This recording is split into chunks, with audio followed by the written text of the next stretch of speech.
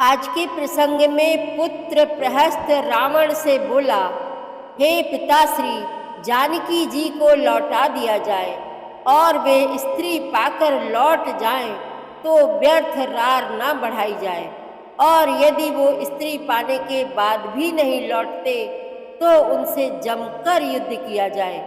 पुत्र की ये बातें सुनकर रावण क्रोध से बोला, अरे अभी से तेरे हृदय में युद्ध को लेकर संशय हो रहा है। तू कैसा मेरा पुत्र है जो शत्रु की ओर से सोच रहा है और कठोर वचन कहे। यह सुनकर प्रहस्त घर चला गया। रावण वहां से उठकर महल के ऊपरी हिस्से में चला गया जहां नाच गाने का अखाड़ा था। उसके पहुंचते ही किन्नरों ने उसकी बिरदावली गान शुरू कर दिया और अप्सराएं नृत्य करने लगी। इधर श्री राम सुबेर पर्वत के ऊपरी हिस्से में गए जहां लक्ष्मण जी ने तरुवर की छाया में एक सुंदर पत्थर के ऊपर फूल और मुलायम पत्तों से आसन बनाया, जहां श्री राम बैठ गए और सुग्रीव, जामवंत, हनुमान आदि वीरों के साथ बात करने लगे। प्रभु बोले, हे भाई, पूरब दिशा से चंद्रमा का उदय हो गया है। देखो, आकाश में अकेले निशंक होकर विचर रहा है। हे वीरों, यह बताओ, चंद्रमा के बीच में जो काला हिस्सा है उसका क्या कारण है? सभी वीर चंद्रमा के उस काले हिस्से के बारे में अपनी अपनी बुद्धि के अनुसार बताने लगे। बड़ा रोचक प्रसंग चल रहा है, आप भी मन लगाकर सुने।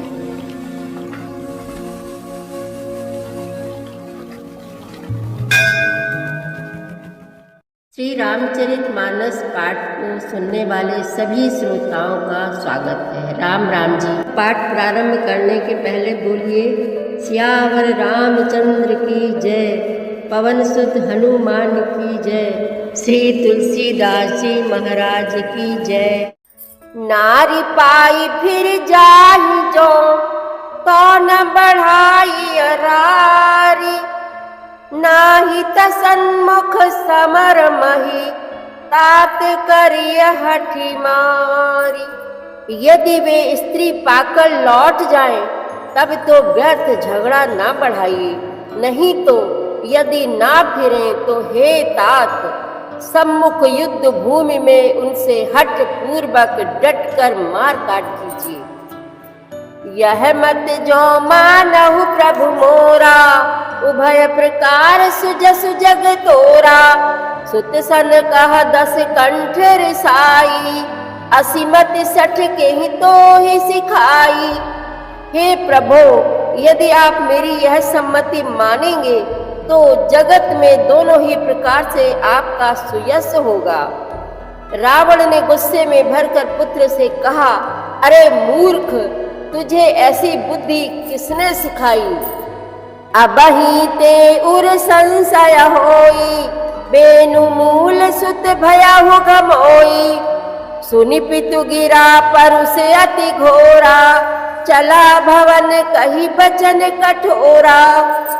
अभी से हृदय में संदेह भय हो रहा है। हे पुत्र, तू तो बांस की जड़ में घमोई हुआ, तू मेरे वंश के अनुकूल या अनुरूप नहीं हुआ। पिता की अत्यंत घोर और कठोर वाणी सुनकर प्रहस्त ये कड़े वचन कहता हुआ घर को चला गया।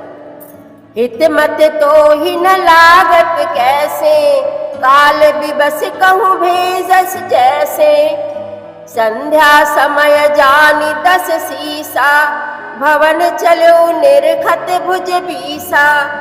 हित की सलाह आपको कैसे नहीं लगती, आप पर कैसे असर नहीं करती, जैसे मृत्यु के वश हुए रोगी को दवा नहीं लगती।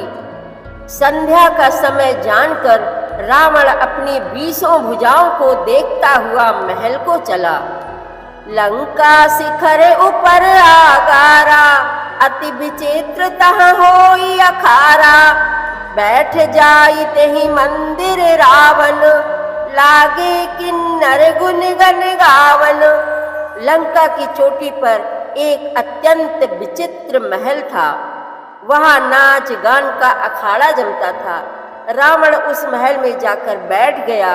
किन्नर उसके गुण समूहों को गाने लगे। बाजही ताल पखाउज बीना, नृत्य करही अपछरा प्रवीणा। ताल कर ताल पखावज मृदंग और बीड़ा बज रहे हैं। नृत्य में प्रवीण अप्सराएं नाच रही हैं। सुना सीर सत सरिस सो, संतत करई बिलास। परम प्रबल रिपु शीस पर, तद्यपि सोच न त्रास। वह निरंतर सैकड़ों इंद्रों के समान भोग विलास करता रहता है। यद्यपि श्री राम जी सरीखा अत्यंत प्रबल शत्रु सिर पर है, फिर भी उसको ना चिंता है और ना डर ही है। यहाँ सुबेल सैल रघुबीरा, उतरे सेन सहित अति भीरा। शिखर एक उतंग अति देखी, परम रम्य सम सुप्रभिषेखी। यहाँ रघुवीर सुबेल पर्वत पर सेना की बड़ी भीड़ बड़े समूह के साथ उतरे। पर्वत का एक बहुत ऊंचा परम रमणीय समतल और विशेष रूप से उज्जवल शिखर देखकर तहा तरु किस लय सुमन सुहाए। लक्ष्मण रचि निज हाथ डसाए, तापर रुचिर मृदुल मृग छाला। तेहि आसन आसीन कृपाला। वहां लक्ष्मण जी ने वृक्षों के कोमल पत्ते और सुंदर फूल अपने हाथों से सजाकर बिछा दिए। उस पर सुंदर और कोमल मृगछाला बिछा दी। उसी आसन पर कृपालु श्री राम जी विराजमान थे। प्रभु कृत शीस कपी से उछंगा, बाम दहिन दिश चाप निसंगा। दुहु कर कमल सुधारत बाना, कहलंकेश मंत्र लगी काना। प्रभु श्री राम जी वानर राज सुग्रीव की गोद में अपना सिर रखे हैं। उनकी बाईं ओर धनुष तथा दाहिनी ओर तरकस रखा है। वे अपने दोनों कर कमलों से बाण सुधार रहे हैं। विभीषण जी कानों से लगकर सलाह कर रहे हैं। बड़ भागी अंगद हनुमाना, चरण कमल चापत विधि नाना। प्रभु पाछे लक्ष्मण वीरासन, कठिन संग कर बान सरासन। परम भाग्यशाली अंगद और हनुमान अनेकों प्रकार से प्रभु के चरण कमलों को दबा रहे हैं। लक्ष्मण जी कमर में तरकस कसे और हाथों में धनुष बाण लिए वीरासन से प्रभु के पीछे सुशोभित है। एहि विधि कृपा रूप गुण, धाम राम आसीन। धन्य तिनर एहि ध्यान जे, रहत सदा लयलीन। इस प्रकार कृपा रूप सौंदर्य और गुणों के धाम श्री राम जी विराजमान हैं। वे मनुष्य धन्य हैं जो सदा इस ध्यान में लौ लगाए रहते हैं। पूरब दिशा बिलोकी प्रभु, देखा उदित मयंक। कहत सबहि देखहु शशि, मृगपति सरिस असंक। पूर्व दिशा की ओर देखकर प्रभु श्री राम जी ने चंद्रमा को उदय हुआ देखा। तब वे सबसे कहने लगे, चंद्रमा को तो देखो, कैसा सिंह के समान निडर है। पूरब दिशि गिरि गुहा निवासी, परम प्रताप तेज बल राशि। मत्त नाग तम कुंभ विदारी, शशि केसरी गगन बनचारी। पूर्व दिशा रूपी पर्वत की गुफा में रहने वाला अत्यंत प्रताप, तेज और बल की राशि, यह चंद्रमा रूपी सिंह अंधकार रूपी मतवाले हाथी के मस्तक को विदीर्ण करके आकाश रूपी वन में निर्भय विचर रहा है। बिथुरे नभ मुकुता हल तारा, निशि सुंदरी केर सिंगारा। कहा प्रभु शशि महु में चकताई, कहु काह निज निज मति भाई। आकाश में बिखरे हुए तारे मोतियों के समान हैं, जो रात्रि रूपी सुंदर स्त्री के श्रृंगार हैं। प्रभु ने कहा, भाइयों, चंद्रमा में जो कालापन है वह क्या है? अपनी अपनी बुद्धि के अनुसार कहो। कहा सुग्रीव सुनहु रघुराई, शशि महु प्रगट भूमि कै झाई। मारे राहु शशि कह कोई, उर मह परि श्यामता सोई। सुग्रीव ने कहा, हे रघुनाथ जी, सुनिए, चंद्रमा में पृथ्वी की छाया दिखाई दे रही है। किसी ने कहा, चंद्रमा को राहु ने मारा था, वही चोट का काला दाग हृदय पर पड़ा हुआ है। को कहा, जब विधि रति मुख कीन्हा, सारे भाग शशि कर हरि लीन्हा। चित्र स्व प्रगट इंदु उर माही, तेहि मग देखिए नभ परिछाही।